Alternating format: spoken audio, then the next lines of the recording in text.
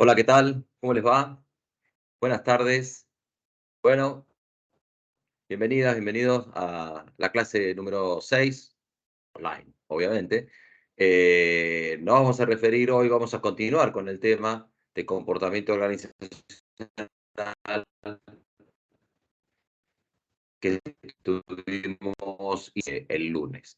Así que, sin más trámites, vamos a arrancar nomás.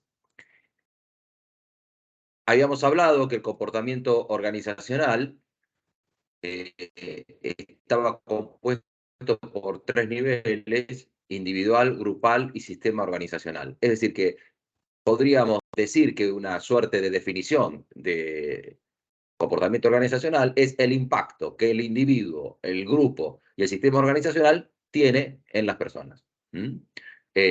No que la persona tiene sobre esos grupos. ¿Tá? Pero bueno, más allá de esa cuestión, entonces establecíamos en la clase pasada que en la intersección de esos tres conceptos y sistema organizacional condicionan el comportamiento de la persona dentro de las organizaciones. Habíamos iniciado el comportamiento individual, que como vemos acá está dado por cinco conceptos: los valores, la actitud, la percepción y la personalidad. Habíamos visto que los valores tienen atributos, que es atributo de contenidos y atributo de intensidad, es decir, por qué están conformados los valores, es decir, qué modos de conducta están de acuerdo a mi ser. Ese es el atributo, y la intensidad es cuán fuerte es ese valor en mí, cuán fuerte actúa ese valor en mí. Es decir, no, yo no robaría jamás. Bueno, cuán fuerte es ese factor. Yo no, en el trabajo jamás haría algo para causarle daño en el futuro profesional de otra persona. Bueno, ¿cuánto es ese de edición? No hay nada absoluto, pero digamos que está dado el valor por atributos y conjuntos de valores individuales, que son los valores terminales, es decir, que son aquellos valores a los cuales querés llegar, y los valores instrumentales, esa visión que vos tenés de vos misma o vos mismo a largo plazo. ¿Va? Lo habíamos visto en la clase pasada y usted lo tiene todo mucho más extenso en el texto. La aptitud, una aptitud técnica, conceptual. La técnica es, obviamente, se cae ahí. La aptitud humana es cuál es el grado de capacidad que tenemos para enfrentar situaciones que hacen al conflicto humano, no porque sea una pelea, sino al conflicto humano, y qué aptitud conceptual tenemos frente a un problema determinado. ¿Cómo podemos conceptualizarlo? Bueno, esa es, estado por lo general, la aptitud que vas a encontrar en la bibliografía, aptitud del gerente y la gerente. Bueno, eso es la aptitud. Y después entramos a un tema que es la actitud, que actúa en tres planos: el cognitivo, el afectivo y el de comportamiento. Y esto juega más o menos de esa manera, como el gráfico que estamos observando ahora, donde en la parte de arriba el sector cognitivo y evaluación. Por ejemplo, el ejemplo que te está dando mi jefe, le dio el puesto el puesto de supervisor vacante a otra persona. Realmente no tiene mi antigüedad y realmente me parece absolutamente fuera de lugar.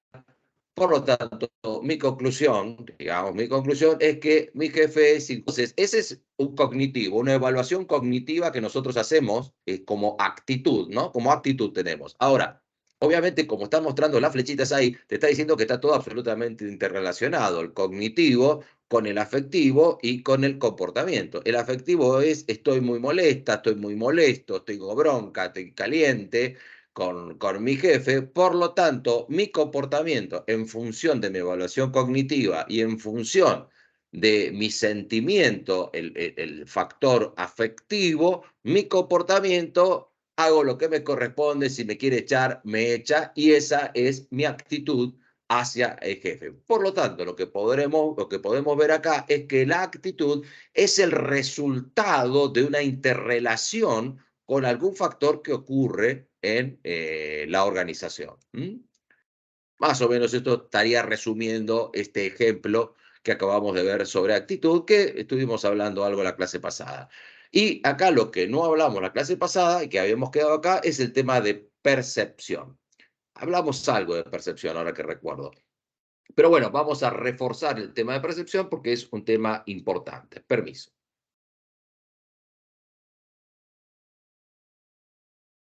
Bien, entonces, el tema de percepción, supongamos que podemos circunscribir la, la percepción como en un círculo, ¿no? La percepción de una persona A lo, lo expresamos a través de ese círculo. Supongamos que tenemos varias personas, uy, perdón, le pegué a la compu, tenemos varias personas y tenemos este cuadro de percepciones.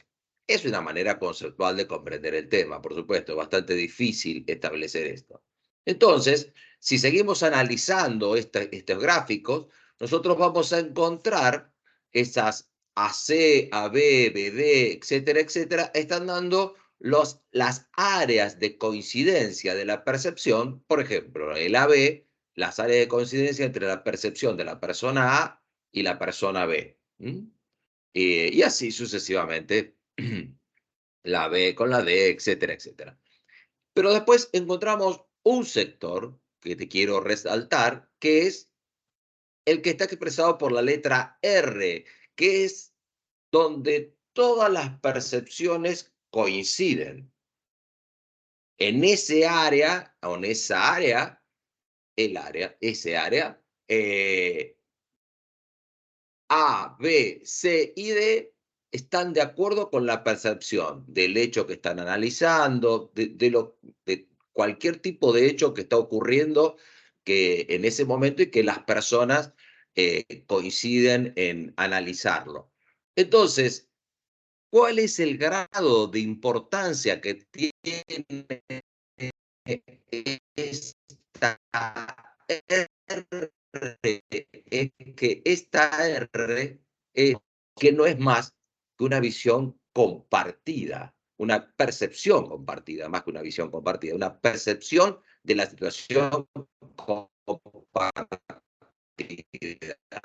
Es culpable, etcétera, etcétera, etcétera. ¿Por qué? Porque la percepción sobre ese hecho, acordémonos, la definición de percepción, que la percepción es un atributo o un factor que está vinculado tanto a lo racional, porque la percepción, el texto dice que es un proceso mediante el cual nosotros, las personas, organizamos e interpretamos mediante nuestros sentidos lo que sucede en el entorno, con el fin para nosotros. Entonces, es un proceso mediante el cual organizamos, porque muchas veces respondemos la percepción con la respuesta, es como percibimos. Es difícil definir la palabra percepción con la palabra percepción. Entonces, un proceso mediante el cual organizamos e interpretamos mediante nuestros sentidos lo que sucede en nuestro entorno o en el entorno con el fin de asignarle un significado. Esto, no te olvides que eso es el concepto de percepción. Entonces, estas personas que le atribuyeron un significado en realidad están estableciendo lo que es la realidad. Lo que es la realidad, obviamente, entre comillas, porque la realidad es un factor percibido, es un factor percibido. Entonces, ¿qué pasa con la persona E? Que no coincide con nadie. ¿Una loca o un loco? ¿Una genia o un genio? ¿Qué pasa con esa persona? Y yo no sé lo que pasa con la persona E, pero lo que estoy seguro que A, B, C y D enfrentados con la percepción de esa persona. ¿Cuál es la verdad? No se sabe. Es la percepción. Porque ahí está la importancia de la percepción en el comportamiento organizacional. Es que nuestras conductas están basadas en la percepción que tenemos de los hechos. Depende de varios factores y de los cuales dependen, y aquí los vamos a ver. Si vamos viendo acá en el receptor, es decir, el que la persona que está percibiendo, depende de su actitud, de sus motivos, de sus intereses, de su experiencia, de sus expectativas, de su cultura, etcétera, etcétera, y una serie de factores. Porque si vos tenés una, es decir, y esa persona hace el 20% de lo que vos esperabas, seguramente tu percepción va a ser negativa hacia el resultado de la gestión de esa persona. ¿Por qué? Porque tus expectativas eran altas. ¿Por qué tus expectativas eran altas? No sé, no sabemos. ¿Por qué tenías alta expectativa en esa persona? Y muchas veces llegamos a calificar a la persona porque me defraudaste o esa persona me defraudó. Te defraudó en función de las expectativas. Nosotros calificamos en función de nuestra percepción. Estamos calificando lo que sucede en nuestro entorno. Entonces, en el objeto a percibir, en este caso no es una persona, obviamente la novedad, el movimiento, el tamaño, la proximidad, etcétera, etcétera, etcétera. Eso es cuando estamos percibiendo un objeto determinado, pero también hay factores ambientales que juegan, que es el ambiente en el cual estás haciendo, es un ambiente acorde a lo que estás percibiendo, es decir, estás escuchando a una violinista excelente en el medio del 9 de julio y Corriente cuando está pasando una manifestación y vos tratás de escuchar y seguramente te vas a poner molesta o molesto por la manifestación y no vas a escuchar bien. Entonces el ambiente influye. Obviamente estoy exagerando. Pero, y el tiempo tiene que ver, como lo habíamos dicho en la clase pasada, con el momento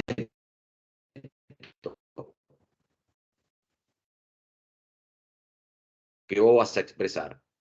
Entonces, o percibido es que te fijes bien, primero, todos los factores que pueda estar atravesando la persona o las personas a las cuales te vas a dirigir. Es decir, es el momento adecuado para hablar con estas personas luego que se han ser percibida o percibido de determinada manera. Entonces, quizás debas esperar en otro momento para hacerlo, dependiendo de lo que digas, lo que tengas que decir, obviamente.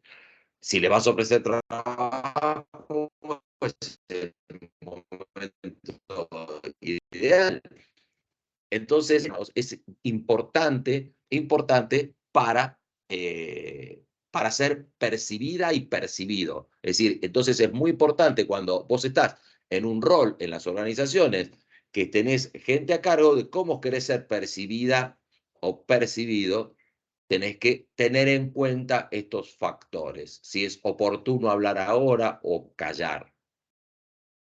Yo les voy a dar un ejemplo de lo que a mí me ocurrió una vez, que no quiere decir que hagan lo que yo hice que va a estar bien. Es un ejemplo de lo que a mí me ocurrió.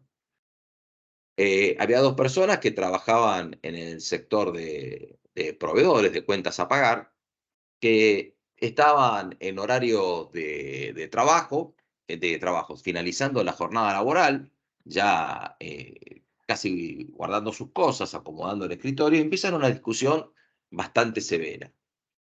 Una discusión que se tornó muy complicada, ya no se fueron a las manos, y estaban frente a mi oficina, las personas estaban a mi cargo, y estaban frente a mi oficina.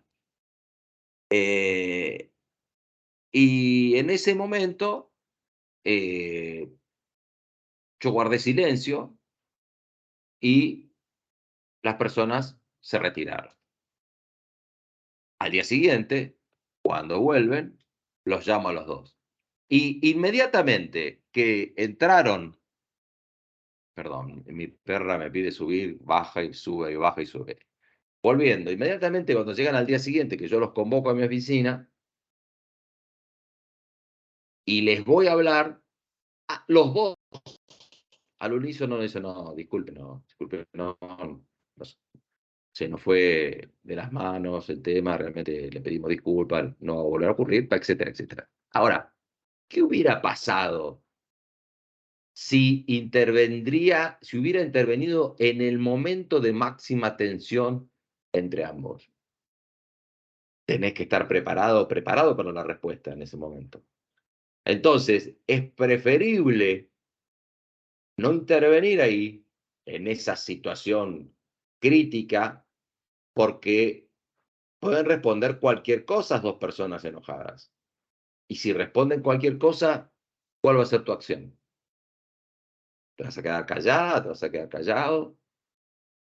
¿Cómo va a ser tu reacción? Digo, una manera de manejar la percepción. ¿Tá? Dentro del tema de percepción, tenemos acá, está medio oscurito, ¿no? Pero bueno, tenemos el tema de los atajos, acá sí, para juzgar a las personas. Atajos significa, bueno, digamos, qué es lo que nosotros tomamos conceptualmente para juzgar al otro. Entonces, lo primero que encontramos, que dice el autor, esto está sacado de Robbins, que dice que el error de atribución es realizar un juicio sobre el comportamiento de la persona subestimando la influencia de factores externos y sobreestimando la influencia de factores internos. Entonces, subestimas los externos y sobras la influencia de los factores internos. Esto quiere decir que el error de atribución, vos estás atribuyendo más, la persona llega tarde siempre, entonces para vos tu atribución, el error de atribución está en estudiar exclusivamente el problema del transporte, transporte que tiene que usar esa persona y lo atribuís a eso, a su llegada tarde, mando la influencia interna que puede llegar a tener esa persona por el hecho de que realmente eh, no se toma el tiempo adecuado para llegar a horario, por ejemplo. ¿Mm? Eso es un error de atribución. Entre errores de atribución pueden ser también al revés, ¿no? Los errores de atribución es sobreestimar los factores externos, subestimando los factores internos y así sucesivamente, ¿no? Bien, el análisis sesgado tiene tendencias a atribuir a nuestros éxitos a factores internos, es decir, esos factores internos, y las fallas, por lo general, son atribuidas a factores externos. ¿Y cómo querés que no me equivoque con el lío en el cual estamos metidos? En este país, ¿qué querés? ¿Que haga las cosas bien en este país? Decime quién hace bien las cosas bien en este país. Entonces, vos justificás tu mala calidad de trabajo en función de factores externos. Ahora, cuando tu trabajo es de calidad, cualquiera sea un producto físico o lo que sea, de calidad, es porque soy un capo, ¿no? Selectiva está afectada porque nosotros miramos con la lupa de nuestros intereses, nuestras experiencias, nuestra cultura y vamos, en realidad vamos percibiendo mejor, no, o mejor, con una mejor, no mejor que con otras personas, sino que le vamos atribuyendo un acercamiento con aquellas personas que más coinciden con nuestros pensamientos. ¿Mm? Entonces, esto es selectiva porque en realidad yo lo selecciono en función de no piensa como yo, no sirve, no piensa como yo, no sirve. Más o menos sería ese el término. El efecto hablo es establecer la calificar a la práctica. Por ejemplo, la manera de vestirse. Esta es una concheta, mira cómo viene. Olvidate. Este como viene vestido debe ser de auditoría. Este debe ser un buchón terrible. Efecto halo. Efecto contraste es un tema que los actores saben muy bien.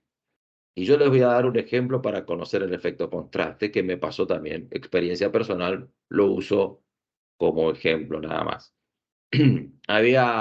Estábamos en una empresa, una vez, implementando una estrategia, se había hecho una reunión con los empleados, que duraba 2 días, y en el primer día eh, venía un muchacho que es ciego y sordo y que hace lo que se llama, creo que Ironman, si no recuerdo, no recuerdo bien el nombre, de la disciplina que es correr, nadar y andar en bicicleta. Ciego y sordo. Él veía y escuchaba y con una enfermedad lamentablemente quedó así. Esa persona me dijeron, bueno, viene ese testimonio y después entras vos y hablas vos, Roberto, sobre el ejercicio que tienen que hacer sobre estrategia. ¿Te imaginas? Una persona que te va a hablar de una experiencia tan fuerte de haberse quedado ciego y sordo y sin embargo se repuso en su vida y sigue adelante, que la verdad era absolutamente absurdo que terminada esa persona me suba yo y diga, bueno, la estrategia, vamos a hacer el ejercicio de estrategia cuando las personas seguramente iban a estar todas choqueadas por lo que iba a decir esa persona. Entonces, les dije, miren, ¿por qué no hacemos un break? Acá aprovechamos que las personas mastiquen y después del break, de unos 15 minutos, después de, de la estrategia. El efecto contraste es ese. El efecto contraste es con una situación tan fuerte, esa valentía de vida, frente a otro salame que se va a subir después y habla de estrategia. Cuando yo subo y hablo de estrategia, y ¿pero qué quiere el tarado este? Me van a decir. Entonces, ahí está el efecto contraste. Los artistas lo conocen muy bien el efecto contraste, porque los artistas dicen, nunca actúes después de los niños, después que haya actuado niños, porque la gente te percibe. Está el famoso, la famosa capítulo de Los Simpson cuando van a ver a la ovejita y están viendo a los corderitos recién nacidos y están, y aparece toda contenta la madre, la oveja, y Homero le dice, quítate, y la corre a la oveja. Ese es efecto contraste. Están viendo al corderito y viene la oveja, pobrecita, para que también la acariciara ella, y el otro lo correcto para Homero Simpson también. Y estereotipar es jugar a la persona sobre la base del grupo que pertenece. O ahí viene uno de contaduría. Ahí viene uno, este es este de Boca, este de River, y así sucesivamente, ¿está? Bueno, espero que les quede claro, estos son ejemplos como para que lo comprendan. Ustedes léanlo y lo van a tener más en claro.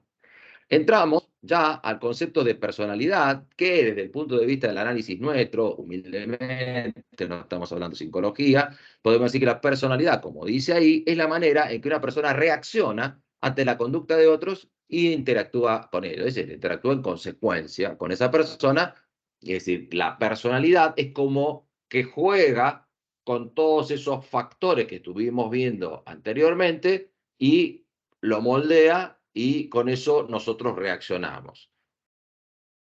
Como les dije en clase, la psicología está discutiendo si la inteligencia está dentro de la personalidad. Nosotros no vamos a entrar en ese tema porque no es nuestra especialidad. Pero sabemos que existen y acá vas a tener distintos tipos de las dimensiones básicas de la personalidad, la estabilidad emocional, la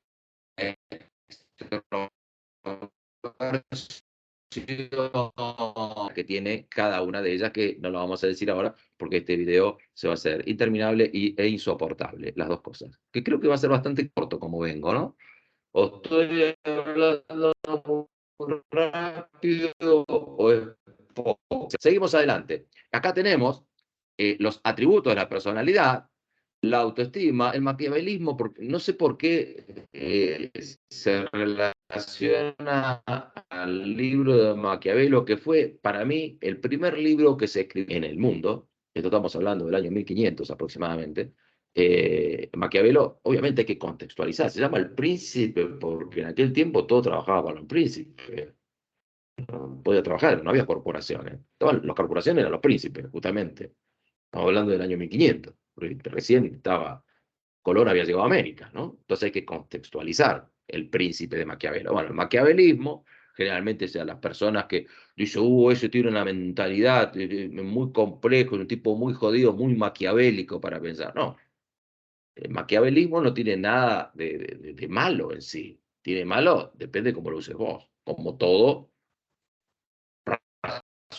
razonamiento estratégico sobre el poder. Depende cómo lo uses.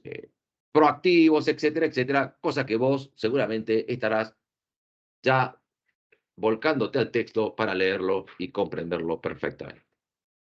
Voy a volver a tomar agua porque ahora vamos a entrar a un nuevo tema que es el tema de grupos.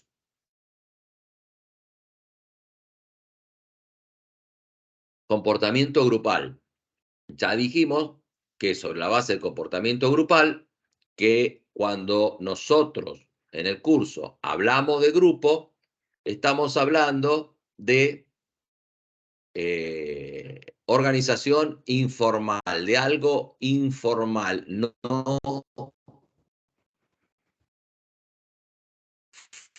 formal. Y para nosotros lo formal va a estar dado por el equipo.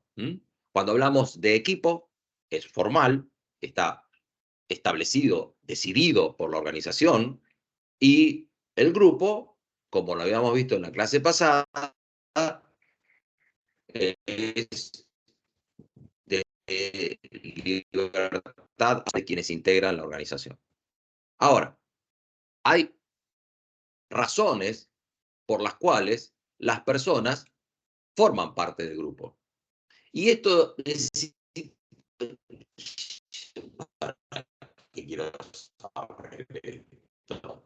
Bueno, si vos tenés gente a cargo, en función de tu percepción de las personas que tenés a cargo, porque se puede juntar por seguridad, porque se sienten seguras o seguro de integrar por integrar ese grupo, por estatus, porque tienen personas admiradas en el trabajo bueno, y sienten que pertenecer al grupo les da estatus, por autoestima, para, por la necesidad entonces búsqueda de autoestima, porque necesidades de pertenencia y autoestima están bastante ligadas, o por poder, porque si el grupo capaz que te permite ejercer el poder, o no te permite ejercer el poder, pero sí te protege. Entonces, es una manera por las cuales las personas intentan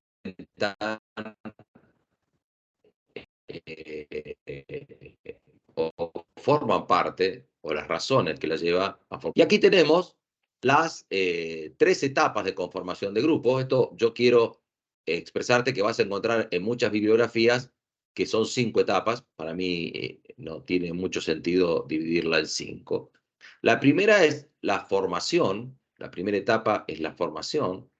Es decir, esto es independiente de las razones por qué las personas se integran al grupo. Esto es cómo generalmente las características que tiene una forma, cómo se conforma, cómo se forma, no cómo se conforma, cómo se forma un grupo.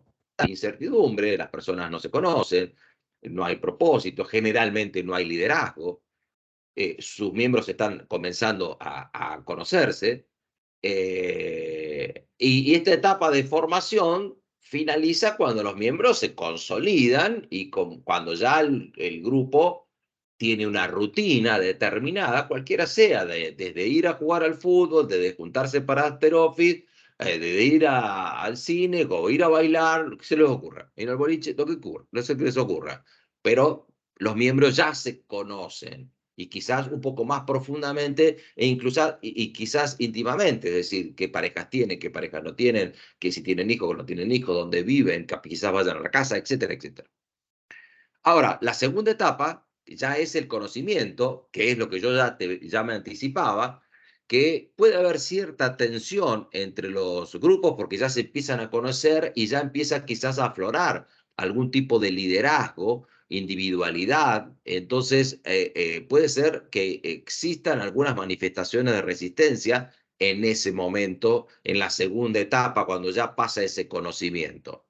Eh, ¿Puede haber surgido un liderazgo? Como no, no necesariamente, no es obligatoriamente, pero sí, si hay una comunidad de intereses y de comportamientos, se empieza a generar algo que empieza también a condicionar el comportamiento de las personas que integran ese grupo. Y te diría más, para una visión, puede llegar a condicionar a aquellas personas que no integran el grupo.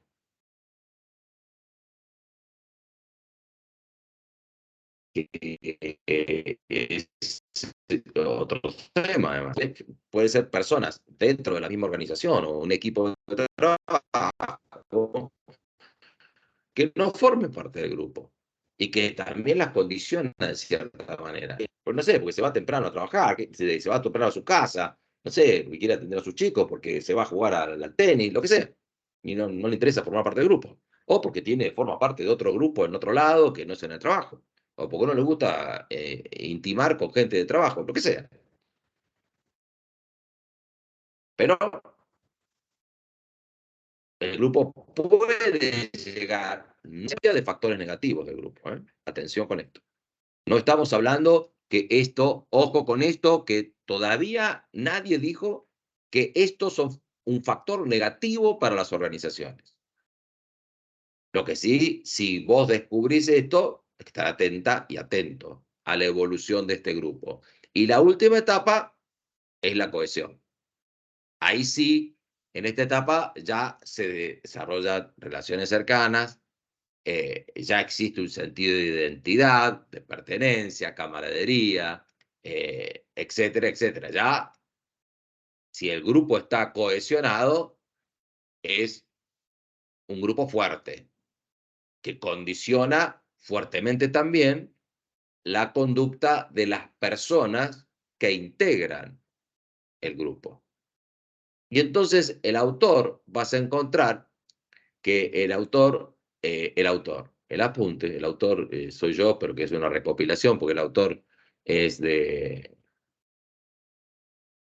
Robbins, habla de pensamientos de grupos y los síntomas del pensamiento de grupo. El pensamiento de grupo, acá sí estamos empezando a ver los problemas. El pensamiento de grupo es una disfunción que se presentan en una gran cantidad de grupos y que pueden obstaculizar el desempeño del individuo que forma parte del grupo y consecuentemente de un equipo de trabajo y en una organización. Entonces ya cuando el pensamiento de grupo empieza a actuar de esa manera, ahí sí te puedes encontrar con aspectos negativos porque nosotros estamos hablando de equipo y ya sabemos que el equipo es lo formal. Entonces el grupo empieza a ser más importante que lo formal. Y ahí es cuando hay que, bueno, en realidad, si empezás a prestar atención en estos momentos, ya es medio tarde. Entonces tenés, el primer síntoma es la resistencia. Aunque existan evidencias que contradigan la suposición básica y generalizada del grupo, su miembro refuerza su postura. Es decir, el grupo dice es blanco y todos los miembros del grupo dicen es blanco. Se terminó. Eso es. Presiones. Los miembros del grupo aplican presiones directas sobre aquellos que tienen dudas. Y no sé si es blanco. ¿A vos te parece que es blanco?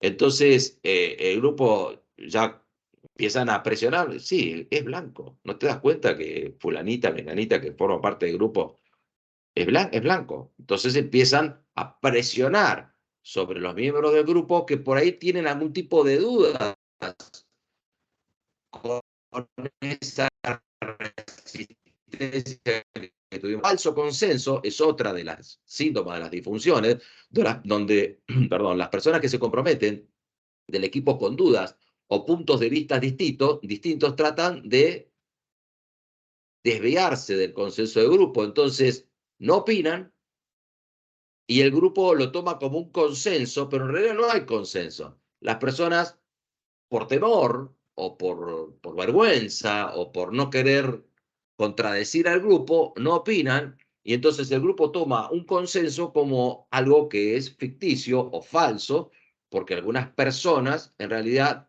no se atreven a contradecir lo que dice el grupo. Cualquiera sea la razón de la por qué no se atreven, por miedo o por lo que sea. Ese es el falso consenso. Y también, por otro lado, crea la ilusión de una unanimidad. Es decir, esa abstenerse o opinar se convierte en un voto por el sí. Porque si vos no opinás, entonces hay como una unanimidad. Unanimidad es que todos pensamos igual, todos pensamos lo mismo. Pero en realidad hay personas que no están pensando lo mismo y callan, por lo tanto,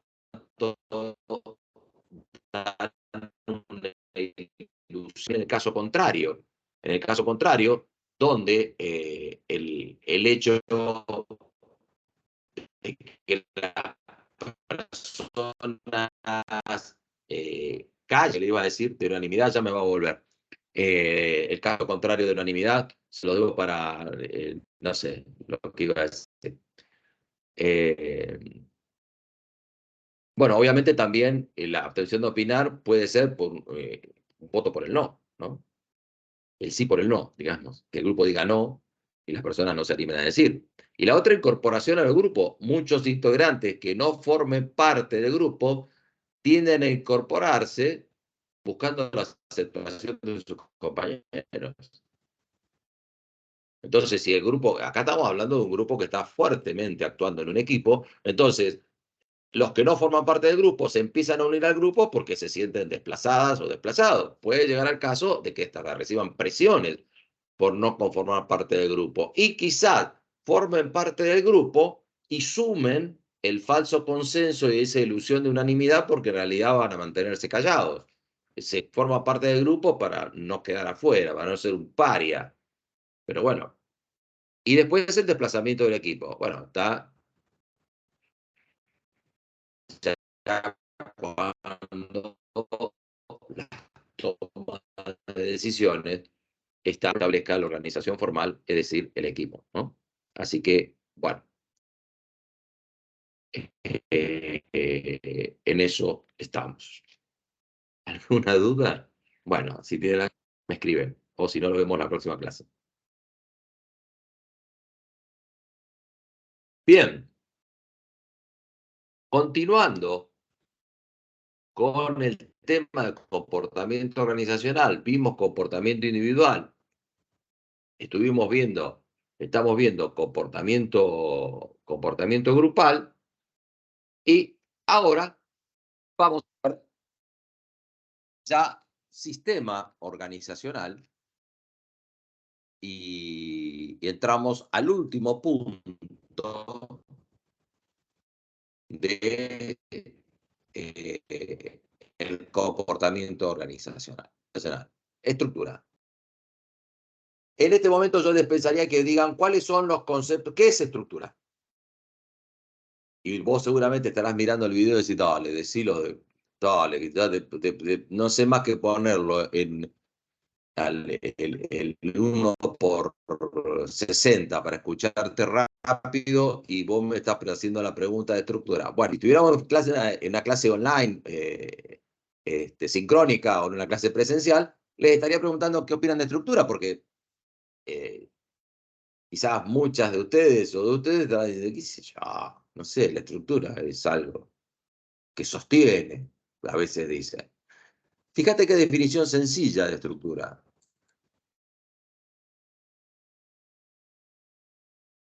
Anda, ahí anda.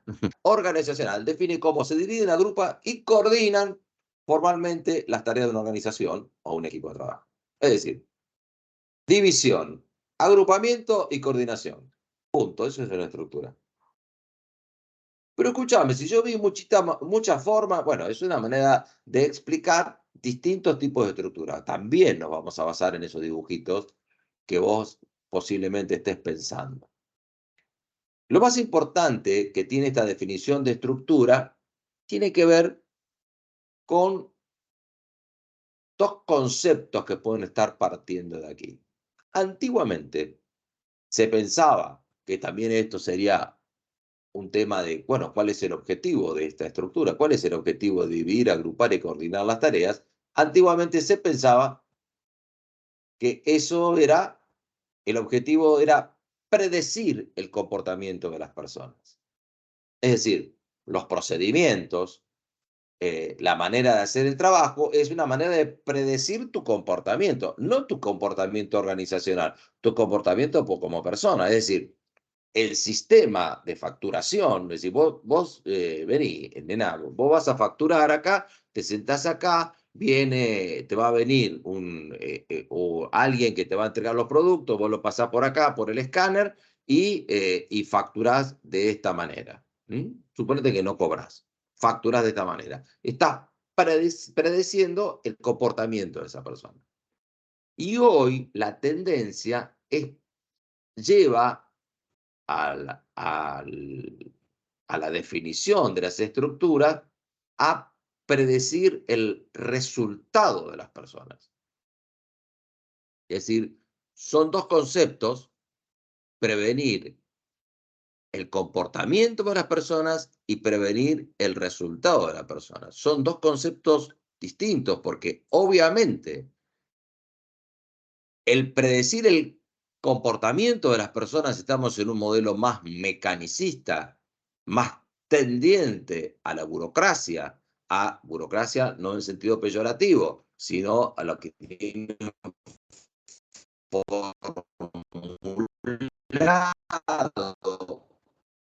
predecir el resultado de las personas tiene que ver ya con un modelo orgánico, modelo en equipos, donde se le busca más el resultado que establecer cómo debes comportarte. Quiere decir que acá, en este tipo de organizaciones, están fundamentalmente aquellas organizaciones donde sus empleados, el capital fundamental que tiene la organización es que está basada en el conocimiento. Entonces, una persona de conocimiento, una experta, a un cirujano, a una cirujana, a una experta en sistemas, vos no le decís cómo tiene que hacer las cosas, vos le decís lo que querés. El cirujano, obviamente, lo que tiene que hacer es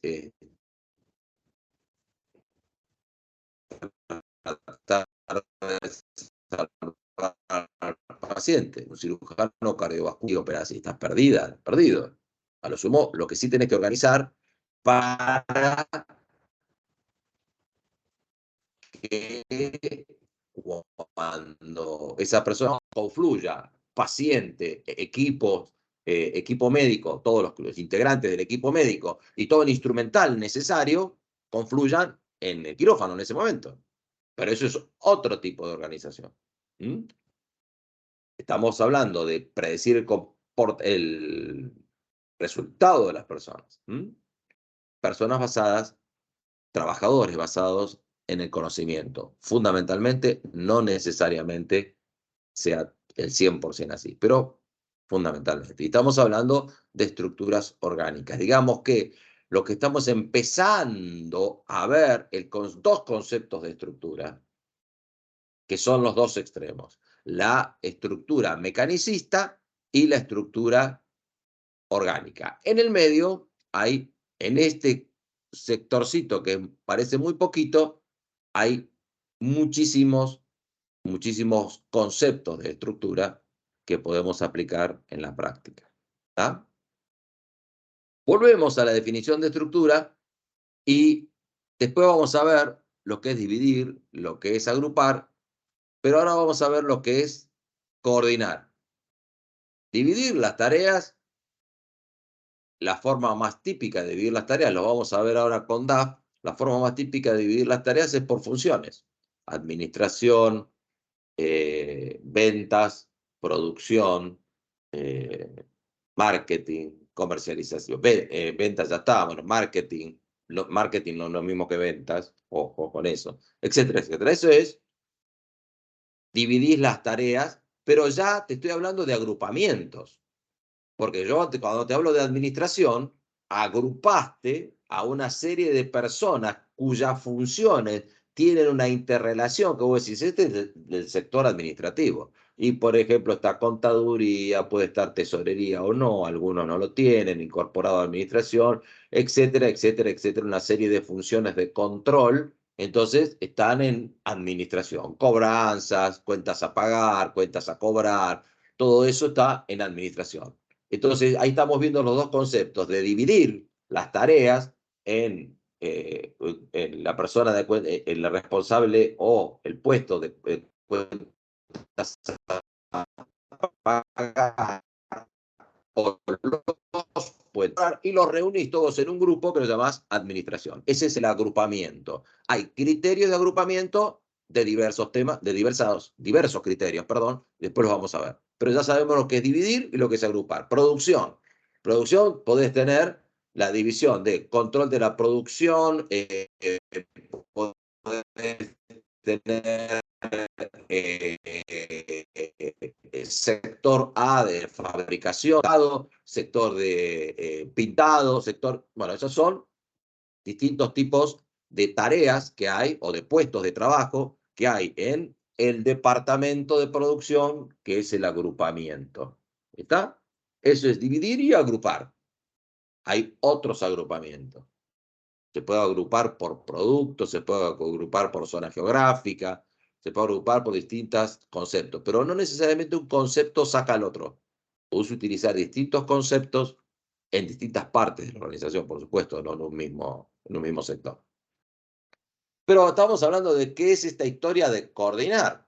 Y justamente aquí entramos en el terreno de don Henry Mintzberg y Mintzberg establece básicamente tres mecanismos de coordinación. Vos estás viendo, que son los azules: ajuste mutuo, supervisión directa y estandarización. Estandarización, podés verlo como normalización, pero yo le pongo estandarización porque tenés de procesos de trabajo, estandarización de resultados, estandarización de habilidades y estandarización de normas. ¿Mm? Ahora vamos a ver cada uno de ellos. Entramos por ajuste mutuo. El ajuste mutuo es muy simple. Ajuste mutuo o cara a cara. Hoy ya no es tan cara a cara el tema, pero es un ajuste mutuo. Estás sentado o sentada frente a la persona que cobra, suponete que vos estás en venta, y te llega un pedido de ventas de un cliente, y te llega, che, este pedido de cliente es de 100.000 pesos. ¿Pagó ya? Entonces la persona que está frente a vos te dice, sí, sí, pagó ayer. Ah, bueno, entonces sí, lo hago correr el pedido. Eso es ajuste mutuo. Una pregunta de la persona que tenés frente tuyo. Las se empiezan a ser un poco más complejas, empieza a haber mayor cantidad de personas, entonces la coordinación se hace un poco más difícil, porque esta es la mejor coordinación que existe, el ajuste mutuo. Es más, todas las estrategias de coordinar tienden a buscar el ajuste mutuo. Entonces comienza otro que se llama supervisión directa, donde surge un nuevo concepto que es el puesto del directivo, entre comillas, puede ser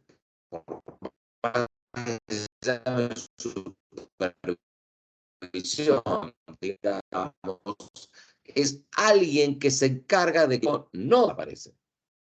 No desaparece. No quiere decir que A y B no sigan ajustándose mutuamente, sino que globalmente para otro tipo o para la función global de, por ejemplo, suponete que A y B forman parte de la que es el que está en rojo, o jefa de administración, que coordina todas las tareas de administración. Y aquí empieza a generarse algo muy importante desde el punto de vista de la materia que estamos viendo, que es una división administrativa entre los que dirigen y la ejecutan. Están los que dirigen a las personas que ejecutan. Y ahí empieza a determinarse los distintos niveles de la organización, porque también están personas que dirigen a los que dirigen, cual se empieza a crear la jerarquía administrativa. Tema importante del por qué se empieza a crear la jerarquía administrativa. Entonces vos me dirás, pero escúchame, vos me estás hablando de una organización fundamentalmente mecanicista. Por ahora sí. Después vamos a ver. ¿Está? Más o menos, para que comprendamos un poco cómo funciona la supervisión directa, supongamos que tenemos a una gerencia y tenemos el sector 1, el sector 2 y el sector 3. Esta flecha es de supervisión directa, mientras que los sectores tienen un ajuste mutuo, una adaptación mutua. En el sector 3 tiene dos puestos que ejerce supervisión directa, pero entre los dos puestos puede haber ajuste mutuo. Es decir, que fíjate que vos vas agrupando administración, producción y suponete que estos son almacenes, pero también el agrupamiento permite el ajuste mutuo entre esos agrupamientos. Y acá permite el ajuste mutuo entre puestos, para que comprendamos el tema.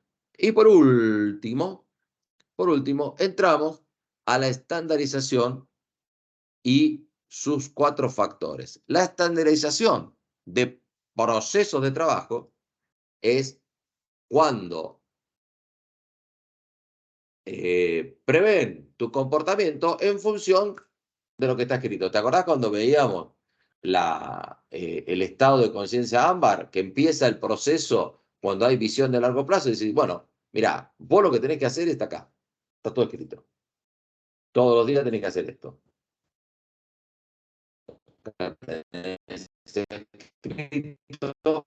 Obviamente, la estandarización de procesos de trabajo está escrito, sino que te la pueden explicar. Es decir, vos entrás, entonces vos lo vas memorizando y te lo van pasando.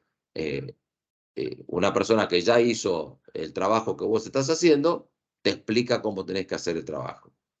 El software de facturación, los sistemas de gestión, son mecanismos de coordinación, de estandarización de procesos de trabajo, porque el software, bueno, vos no te puedes salir de lo que el software te establece. Las facturas de proveedores ingresan de una determinada manera, se factura de una determinada. Entonces, los sistemas de gestión son mecanismos de coordinación de procesos de trabajo. ¿Ah? Después tenemos el mecanismo de coordinación de resultados, que está muy vinculado con el mecanismo de coordinación de habilidades, de estandarización de resultados y estandarización de habilidades. Estandarización de resultados es cuando a una persona le decís cómo querés las cosas, cómo querés las cosas. Y la estandarización de habilidades va a ser previa para que esa persona sepa hacer un poco como lo que estábamos hablando antes. Entonces, estandarizar las habilidades, es decir, ¿qué habilidades necesito? Acá necesito cirujanos, acá necesito instrumentistas, acá necesito anestesistas, siguiendo con el tema médico. Y vos no le vas a decir al anestesista, mirá, ojo con la anestesia, porque puedes matar al paciente, porque el anestesista lo sabe perfectamente eso. Entonces, vos tenés que estandarizar las habilidades antes para poder establecer y estandarizar los resultados requeridos. ¿Ah? La estandarización de normas no es una cuestión que estandariza, como a veces responden, las normas. No, no, no. La estandarización de normas, en realidad, es la estandarización a través de la cultura organizacional. Cuando la cultura organizacional actúa como coordinadora de las tareas a realizar. Hay alguna de los factores a coordinar no caen dentro ni del sistema de la estandarización de procesos de trabajo, ni de las habilidades, ni el de resultados, y si no queda con las costumbres. Y dice, bueno, lo vamos a hacer, lo hago de esta manera por las costumbres que tiene la empresa en este aspecto. Yo trabajé en una empresa en un momento que uno de los dueños era muy bravo con la estética de los locales gastronómicos, una cadena muy grande.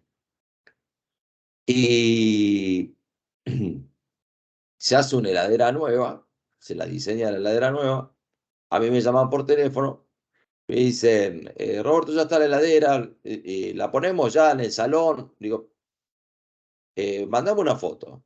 Cuando me mandan la foto de la heladera, yo la veo en la heladera y digo, esto no tiene nada que ver con el plano que le mandamos. No, no, no, digo, esto no la pongas en el salón. No, olvídate. Aparte lo va a matar al tipo porque el diseño no tenía nada que ver. Me había mandado cualquier cosa. Y así llamo al dueño y le digo, mirá, no vas a encontrar la heladera en el local tal. ¿Por qué? ¿Qué pasó? Anda a verla, le digo, yo la dejé en la cocina. Porque para mí no está de acuerdo a las costumbres que vos tenés en el tema. Eso es una decisión coordinaste algo en función de la cultura organizacional. No es copia, me pasó y me pareció oportuno decírselos ahora. Bueno, hasta aquí, comportamiento organizacional. Seguimos en la próxima clase. Estoy haciendo tiempo porque no me acuerdo qué tema ahora vamos a mirar. Estoy buscando en la compu. En la próxima clase, ¿qué tenemos en la próxima clase? Yo sé que ustedes van pensando para leer en este fin de semana. Les juro que está tratando de abrirse, no sé qué le pasa al Word, que se colgó.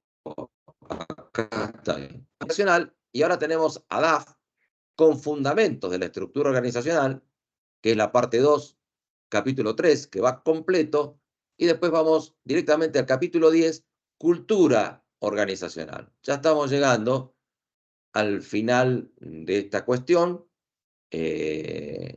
Y bueno, y también muy cerca del parcial. Acuérdense que lo que no llegamos a ver en clase, lo mismo entra al parcial.